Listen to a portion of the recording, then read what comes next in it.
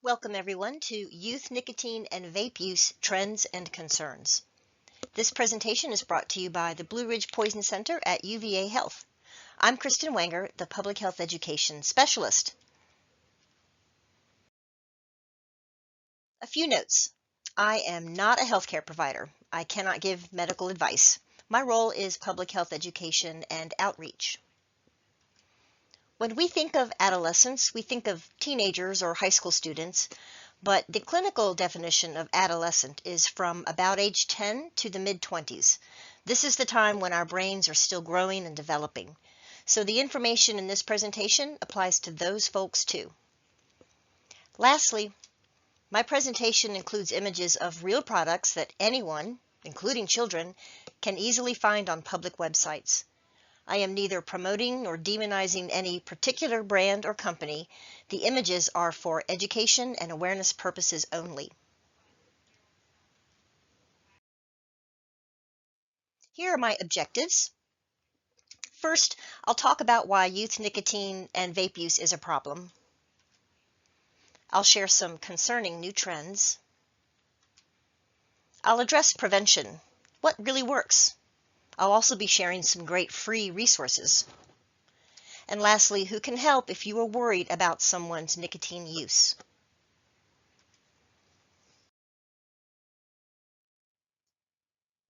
Just so we're all on the same page, here is a very brief Vape and Nicotine 101. Vapes, also known as e-cigarettes, are battery-operated devices which come in a wide variety of shapes and sizes. They heat a liquid called vape juice or e-liquid to produce an aerosol which the user inhales into their lungs. Using these devices is called vaping. Other names for the devices could include vape pens, mods, tanks, disposables, open or closed pod systems, and the devices might also simply be called by their brand name, for example, a Juul.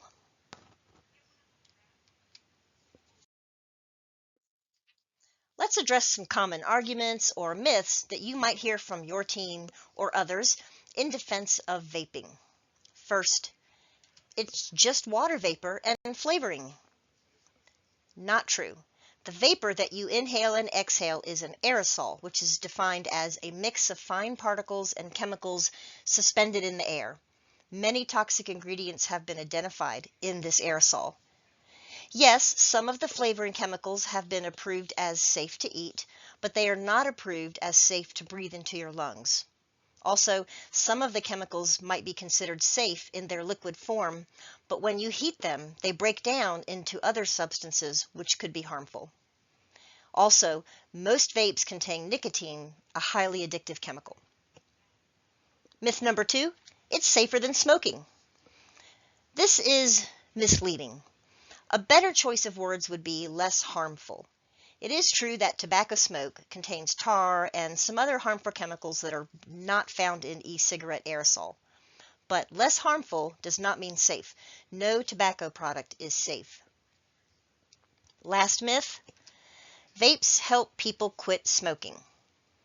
There is no evidence that this is true. The U.S. Food and Drug Administration, or FDA, does not recognize vaping as a smoking cessation tool, and in fact, it can be the opposite with teens, as vaping has been shown to lead them into cigarette smoking.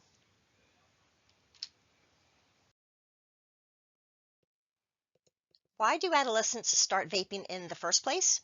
There are a few different studies that have taken a look at this question, and they all basically come up with the same reasons. A friend tried it, to fit in, to be cool, or to be popular among one's social group. Just curiosity, especially after having been exposed to ads about vaping. Boredom is given as a reason. To manage stress or anxiety. The flavors are attractive. And some teens see vaping as a low-risk way to rebel.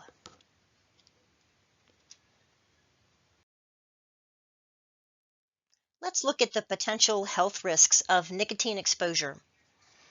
Many of the aerosol chemicals damage the cells in our lungs and airways. The damage can happen within days of starting to vape. Symptoms of injury might include wheezing, shortness of breath, and chest pain. Nicotine causes an immediate spike in blood pressure and heart rate. Blood vessels may become less flexible and constrict, reducing blood flow. Because of this, vaping increases your risk of heart failure and stroke. Vaping can reduce saliva and cause damage to the gums and lining of the mouth and throat. This can lead to tooth decay, sores, bad breath, and potential tooth loss. Long-term vaping has been shown to cause tooth discoloration similar to smoking tobacco. Nicotine is linked to mood disorders, depression, anxiety, sleep problems, and other mental health concerns. Many of the toxic chemicals found in the aerosol have been linked to cancer.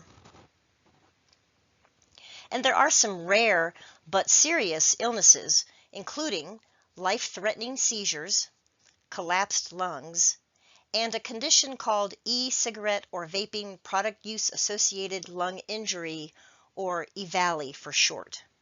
This is a severe inflammatory lung illness which was first identified during a major outbreak in 2019.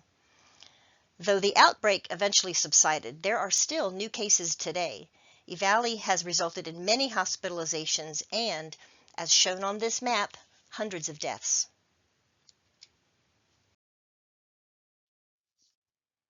Nicotine is highly addictive. Here is a very simplified model of how it works. When you use nicotine, your brain is flooded with a chemical called dopamine. Dopamine makes you feel good. When the dopamine wears off, your brain craves more of this feel-good experience. If you continue to use nicotine over time, your brain becomes so used to it that it needs it just to feel normal. This is called dependence, also known as addiction. If you are dependent on nicotine, when you don't get it, you can experience unpleasant symptoms, and this is called withdrawal. Withdrawal symptoms can include feeling anxious, sad, or grouchy, sleep problems, increased hunger, which can lead to weight gain, trouble concentrating, which is sometimes called brain fog, headache, and nausea.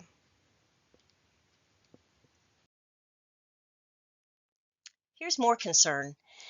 Nicotine affects adolescents differently than adults. This is because an adolescent's brain and nervous system is still growing and developing, as I said, until our mid-20s. Nicotine exposure during this vulnerable period disrupts the healthy formation of neural pathways. As a result, adolescents get addicted to nicotine much faster than adults. Some show signs of dependence within days of starting to use it. These changes in brain development can lead to long-term problems with learning, memory, attention, and behavior. Adolescent nicotine exposure increases the risk of addiction to other substances later in life. And most frighteningly, all of this damage may be permanent.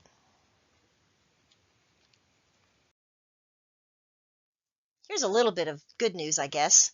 Data from several sources, including this chart from the 2024 National Youth Tobacco Survey, shows that after a peak in 2019, teen vaping is trending downward. Why the sudden drop? Well, there are several factors which may have contributed.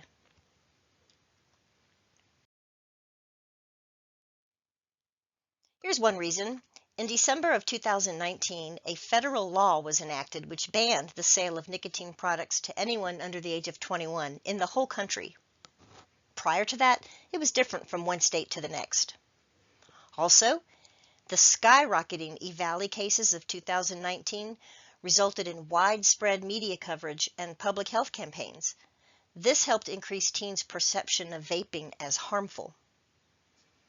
It's possible that the onset of COVID in the early 2020 may have had something to do with it as well, because teens were isolated from their peers, therefore they had less exposure to vaping and less access to products. Also in 2020, the FDA banned the sale of flavored vaping devices. Numerous studies show that flavors are a primary driver of teen vaping. I read this quote somewhere, I cannot remember where, but they come for the flavors, they stay for the nicotine.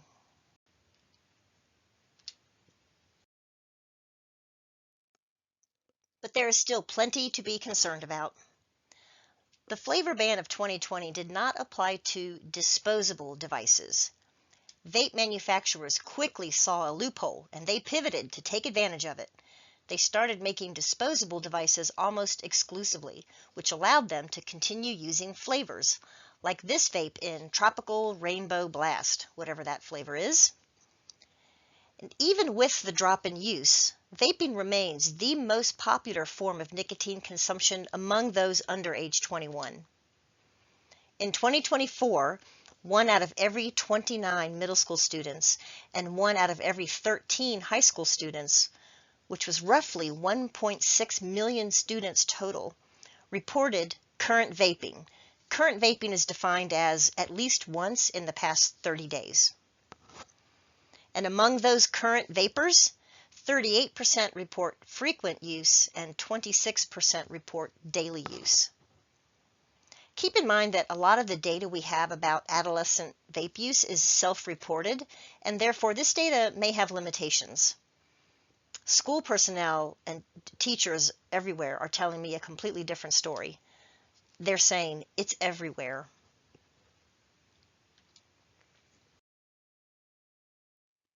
Nine out of 10 users who are addicted to nicotine began using it before age 18. Tobacco companies know this. They know they need to attract teens during this vulnerable time in order to turn them into long-term addicted customers.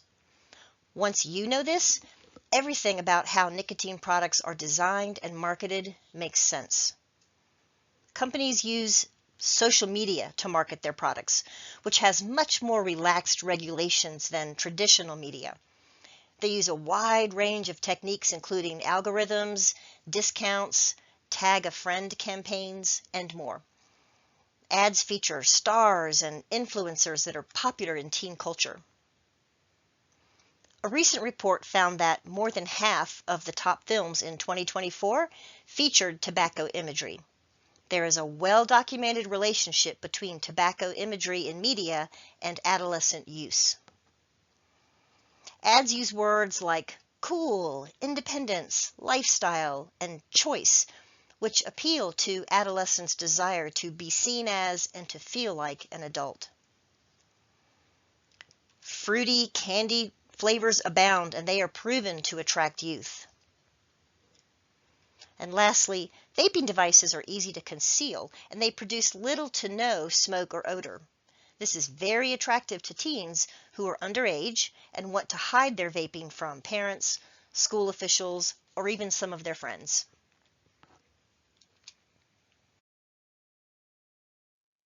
This is an example of a very typical social media ad. It's by Geek Vape, a popular brand of disposable vaping devices. During the holidays, they gave away gift cards and even an iPhone. Here's how the game worked. You scan the QR code with your phone to play this game where you get to design a fish. I know that sounds ridiculous to you and me, but we're not the target audience. This gives Geek Vape access to your phone and your personal information. You then share the game, featuring your design, on your social media pages, and you invite your friends to like it, because the most likes wins. Every time one of your friends likes your design, Geek Vape gets access to their information and their social media pages too, and it spreads like wildfire. I want to share a few pictures of vaping devices that are disguised as mundane objects. Example number 1, this highlighter pen is actually a vape, and as you can see, it comes in 20 refreshing flavors. Moving clockwise from the upper left, the drawstring on this hoodie is actually the mouthpiece for a vape, which is hidden in the garment. This modified shaving cream can is a secret way to store all of your vape cartridges. This device looks just like a car key fob. These crocheted items are necklaces which carry and conceal your vaping device around your neck. This device looks like an external hard drive, and like most vapes, it does recharge in a USB port. And lastly, these vapes double as pens that really write. These are just a few examples. There are so many more, and new ones pop up all the time. Let's move on to some recent trends in youth vaping and nicotine use. First trend to discuss with you, smart vapes. Today, many vaping devices come with a Bluetooth connection and a touchscreen. They can make and receive calls and texts, and they come loaded with other features that are normally found on a smartphone, such as social media apps, a weather app, a fitness tracker, an integrated speaker and microphone, a calculator, and lots of video games. This image on the bottom left is a still shot from a YouTube video in which two boys do a smart vape unboxing. If you don't know, an unboxing video is a recording of someone opening a product, showcasing the contents, and then providing their candid first impressions.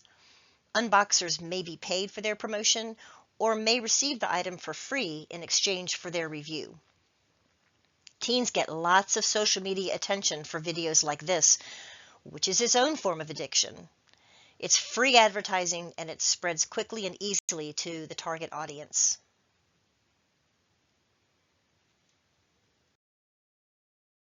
Next trend, synthetic nicotine.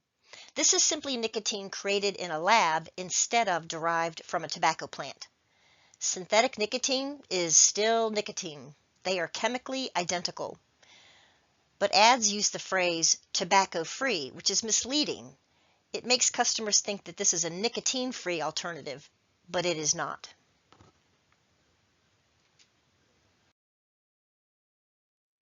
Nicotine is an alkaloid, which means it's very high on the pH scale. This contributes to the harshness or the burn felt when smoking or vaping. Nicotine salts, called salt nic, are made using complex lab chemistry to lower the pH, making the product less harsh.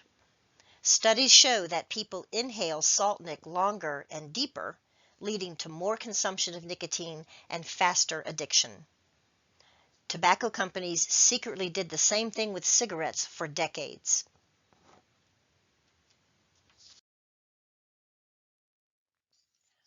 Products are becoming more potent or stronger.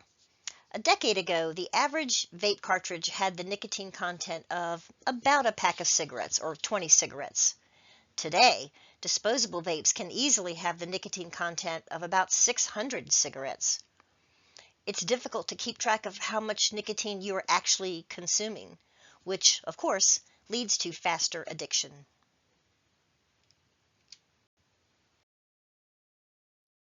Another concern, the sheer volume of new products flooding the market. It's staggering.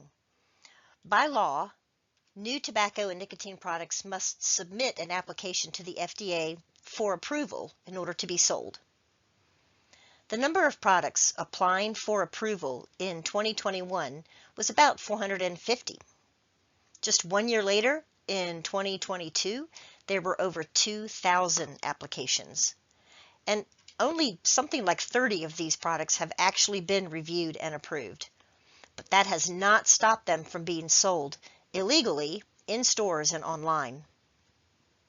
Also, let's be clear, FDA approval does not mean the products are safe.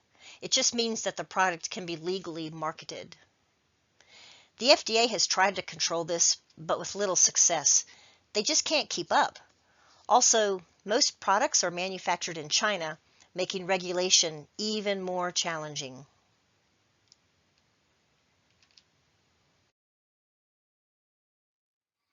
So, what are the concerns with unregulated products?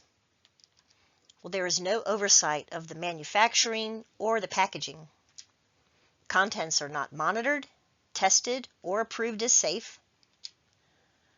The concentrations listed on the label are usually wrong. And in fact, the labels do not reveal what is really in the products.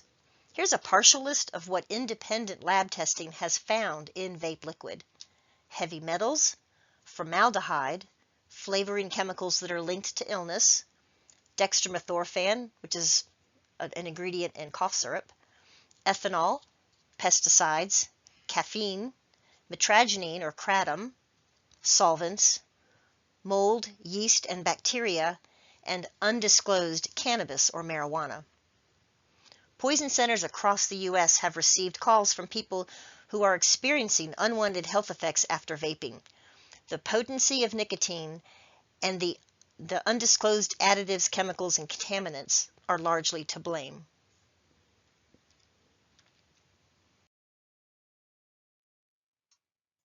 As I mentioned, cannabis is sometimes an undisclosed ingredient in vape liquid, but you can also buy vaping devices that are intentionally filled with concentrated cannabis extracts, including all the synthetic forms of THC, like Delta 8 THC, Delta 0 THC, etc. There are also special vaping devices which can aerosolize dried cannabis plant material. There's a picture of one on the right there. Commonly called herb vapes, they do not burn the cannabis, they heat it until it aerosolizes, so there is no smoke and very little odor. Cannabis vapes are likely to be unregulated also, and to cause unwanted health effects. There is no oversight or testing of the synthetic forms of THC. Concentrated cannabis can be extremely potent. There have been many calls to U.S. poison centers and emergency department visits from users of these products. This news article calls attention to a recall of cannabis vape pens which were found to contain traces of pesticide. But I also want to point this out. You see that QR code there? Lots of cannabis products, including vapes, have these on their packaging. Scanning the code leads you to a very official, professional-looking lab report, which lists the contents and the concentrations. Many of these reports turn out to be completely fake, but they give users a false sense of security.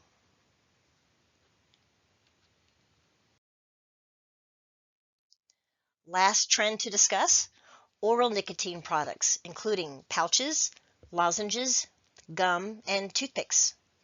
These are sold as nicotine replacement therapies for people who are trying to quit smoking. But studies show this is not why teens are using them. The pouches are particularly popular. You place a pouch in between your cheek and gum, where nicotine is released and absorbed through the mucous membranes of the mouth. Unlike smokeless tobacco, no spitting is required, so it's easy to use them in public undetected. The most popular brands are Zyn and Rogue, but there are others. Nicotine pouches dry out the mouth and have been linked to tooth decay, gum disease, bad breath, mouth sores, and oral cancers.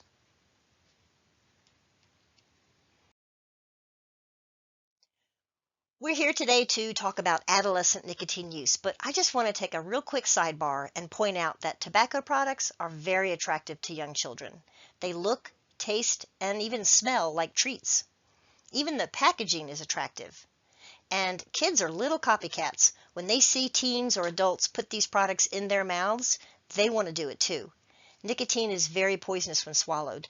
As little as one whole cigarette, 3 cigarette butts, 1 teaspoon of vape liquid, or 1 nicotine pouch could be life-threatening to a small child if they swallow it. So, always keep all tobacco products locked up high out of their sight and reach of children.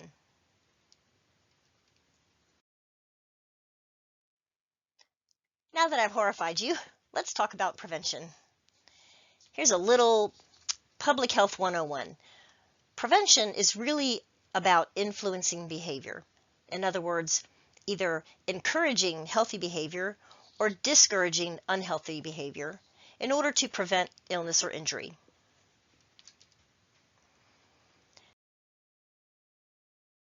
This graph represents a popular framework that prevention experts use called the social ecological model. We don't have time to go too deep into this here, but in a nutshell, the social ecological model lists 3 factors known to influence health behavior. First, knowledge. In other words, how much does someone know about a particular health subject? Next, policy. These are rules or laws which make a good behavior easier to do or an unwanted behavior harder to do. It includes school policies and household rules. And lastly, the environment. In other words, the influences of the complex web of family, friends, community, or any group that you spend time with. It can also include cultural norms and cultural expectations. The most powerful and successful prevention campaigns address all three of these factors, letting them work together.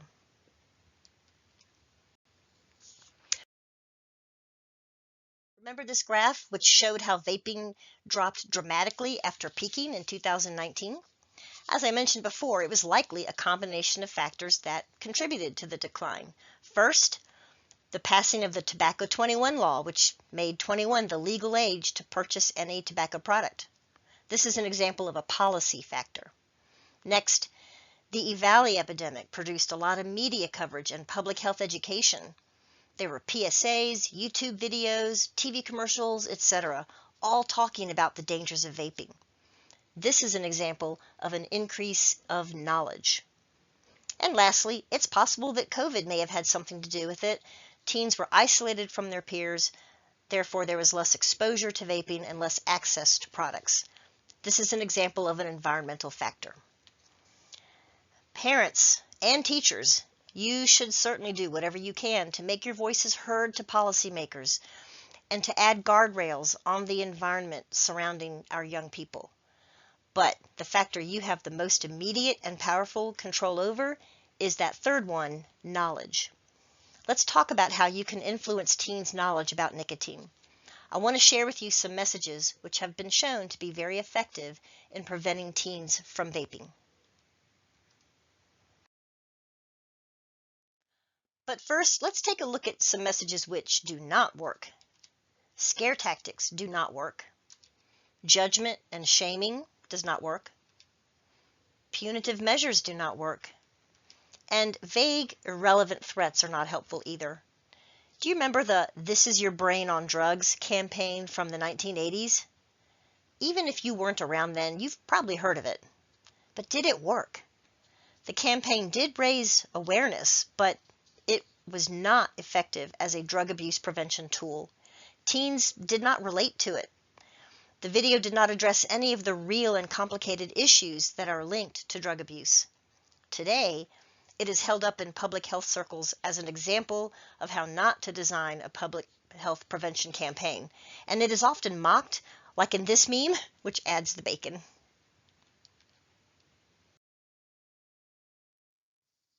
Instead, here are some messages that have been tested on adolescents and shown to have an impact on their decisions around vaping.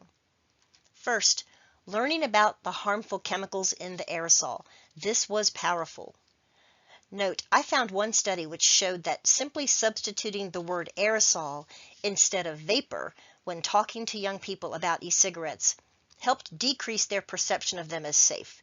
Just that simple substitution of one word contributed to a change in attitude.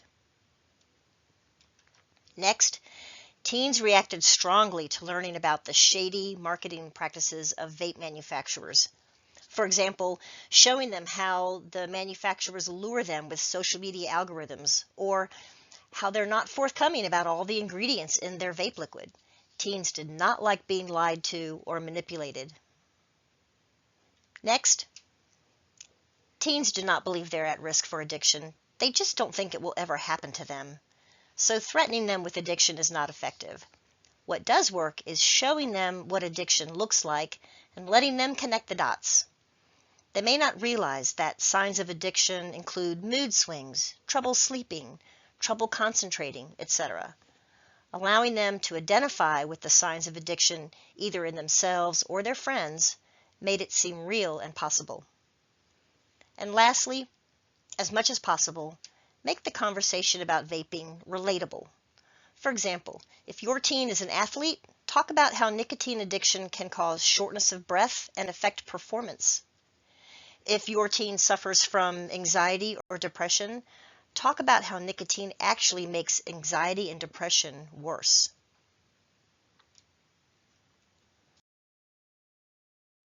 Perhaps the biggest piece of advice that I found over and over again was this: parents really are the anti-drug.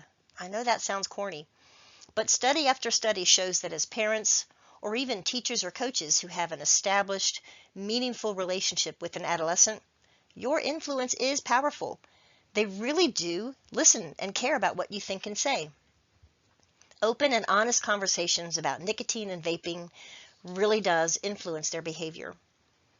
But you aren't alone if you feel like you could use some advice on how to do this. I found some great resources to help. The resources are evidence-based. That means the developers have data to show that their program is effective at influencing teens' behavior. Everything is available for free online, and links will be provided to you in a follow-up email. First up, tips on talking to your kids about vaping from the Campaign for Tobacco-Free Youth has some great suggestions. Similarly, the Vaping Conversation Guide for Parents, produced by the American Lung Association. I found both of these sites to have practical, specific suggestions about how to start a conversation, examples of what to say, how to handle it if you get pushback, and what to do if you suspect that your teen is addicted to nicotine. The Rescue Agency is an organization which studies teen health behavior and then uses the information to develop prevention campaigns. They do this work for hire, but they also make a lot of their work available for free online, and they produce webinars to help adults like us in our efforts to improve teen health behavior. This webinar, Teen Vaping Prevention Messages That Work, is about 30 minutes long, and I highly recommend it. Speaking of the Rescue Agency, they used their research to develop a series of short videos for teens called Behind the Haze. Each video is only about a minute long. You could watch them all together, or you could ask your teen to watch them and then talk about them afterwards. The Truth Initiative is an organization dedicated to preventing nicotine use in adolescents. They have a fantastic website. I highly recommend it. It has lots of information for teens, for parents, and for schools. They developed an entire curriculum titled Know the Truth. The lessons are in video format and can either be done as a classroom activity or assigned as a self-paced study. Your school has to create an account in order to use the lessons, but it's free. The Marijuana Talk Kit is a guide for parents from the Partnership to End Addiction. I know we are not here to talk about marijuana today, but the information in this kit about how to talk to your teen about substances and about addiction is really good. Also, they offer some frank and honest advice about how to approach the subject if you yourself are a user and you don't want to sound like a hypocrite. I think a lot of parents who are nicotine users can relate. And lastly, I designed a Kahoot game to educate teens about vaping and nicotine. I drew from the advice about messages that are shown to work. The game discusses manipulative marketing practices, the harmful chemicals in aerosol, and the signs of addiction. It can be played as a classroom activity, as a family activity, or solo.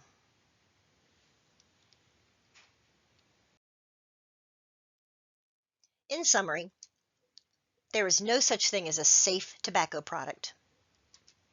Nicotine affects adolescents differently than adults. Tobacco companies and vape manufacturers target adolescents using manipulative marketing practices designed to attract and addict them before they turn 18. A comprehensive prevention campaign addresses teens' knowledge, policy, and the teen's environment, all in an effort to affect behavior change. All factors are important. And lastly, you can make a difference. Teens are influenced more than you realize by what you think about nicotine and vaping.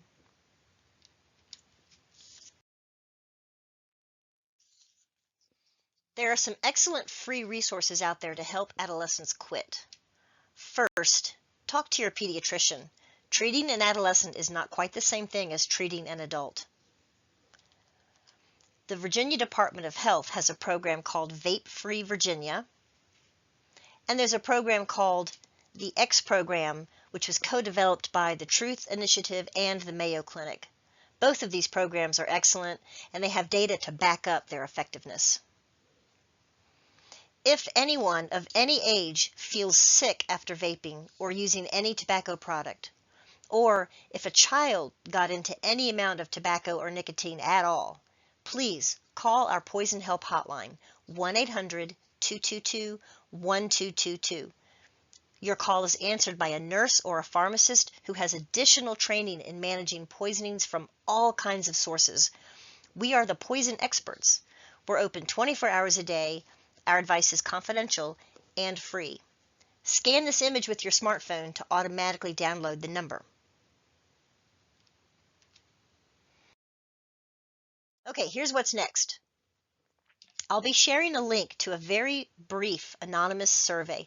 I promise you it is quick and easy, just a few multiple choice questions to see if you liked this presentation and if you learned anything. If you work for a government agency or a nonprofit, you know how important this sort of data is. So please take 5 minutes or probably even less to fill it out. I will also be sending you a document with links to all of the resources that I mentioned. And lastly, I will include an invitation to join our mailing list. I promise you I won't clog your inbox. You'll get our newsletter 4 times a year, which helps you stay on top of any poisoning trends or news. And we also use our mailing list to announce the release of new education materials and future webinars. Here's a little hint. We're planning one now for the spring on snake bites. So don't miss out on that. Join the mailing list.